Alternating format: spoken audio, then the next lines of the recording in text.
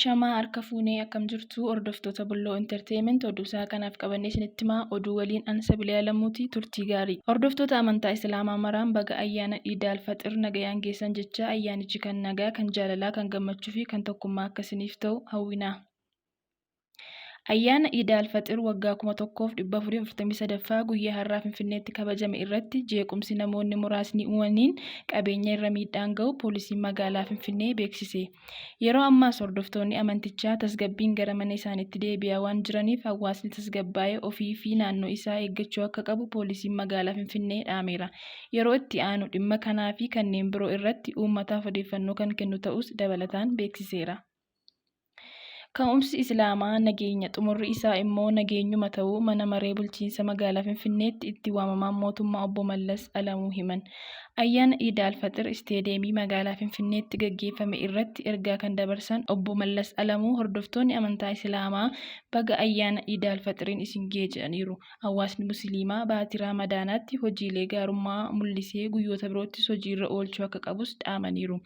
Qaamolee Itoophiyaa diiguuf amantaa kan biroo waliin walitti buusuuf sosocho'an waliin fashaleessuu qabnas jedhaniiru. Ayyaanicha wayita kabajnu ajandaa diinonni keenya amantaan nu qooduuf tibbana bocanii socho'aa jiran cinatti dhiifnee tokkummaa fi jaalala keenya cimsuun ta'uu qaba. Afyaa'ii Caffee Oromiyaa Aadde Sa'aadaa Abdurrahmaan.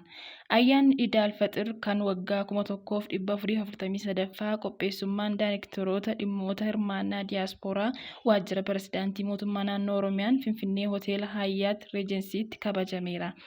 Baatiin kun hordoftoota amantaa Musliimaa biratti yeroo soomaa fi sagadaa ta'ee kan beekamuu fi baatii araaramaa, qulqullaa'aa fi dhiifama ta'uu kan eeran qindeessaan dhimmoota diyaaspooraa fi pirees seektarii waajjira pirezidaantii mootummaa naannoo Oromiyaa obbo Amin Juudii baatii kana keessatti aadaan walgargaarsaa bifa addaan yeroo itti raawwatamu harka qalleeyyii deeggaruu fi aantummaa fi obbolummaa, jaalalaa fi kabajni aadaa fi duudhaan hawaasa keenya ganamaa karaa fakkeenyummaa qabuun baatii itti mul'achuu qabudha jedhan. Salaatni Iida Guddicha Itoophiyaa isteedeemii magaalaa Finfinneetti gaggeeffameera.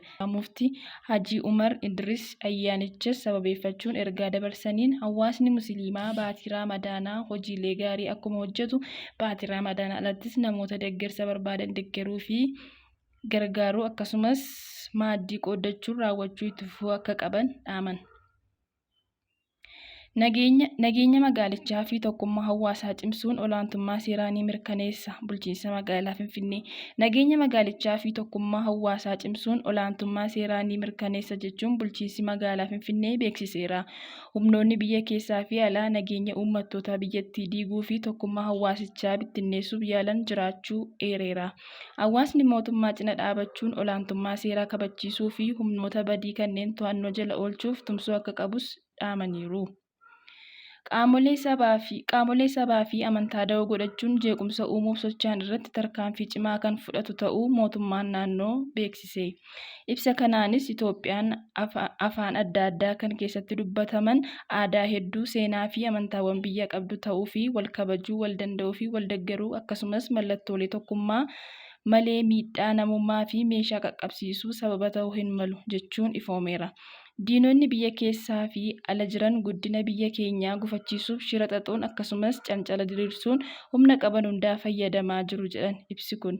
Shira isaanii milkeessuuf immoo kan isaan fayyadaman keessaa tokko amantii da'oo godhachuun cinatti humnoota alaa waliin qindoomuun badii dhaqqabsiisuuf hojjetan jiraachuu eereera.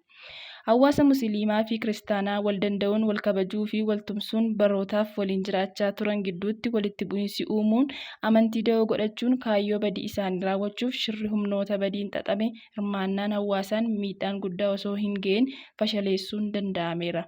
Egaan hordoftoota Bulloo Entertainment oduu isaa kanaaf qabanne kana fakkaata ture waan waliin turtaniif ulfaadhaa turtii gaarii.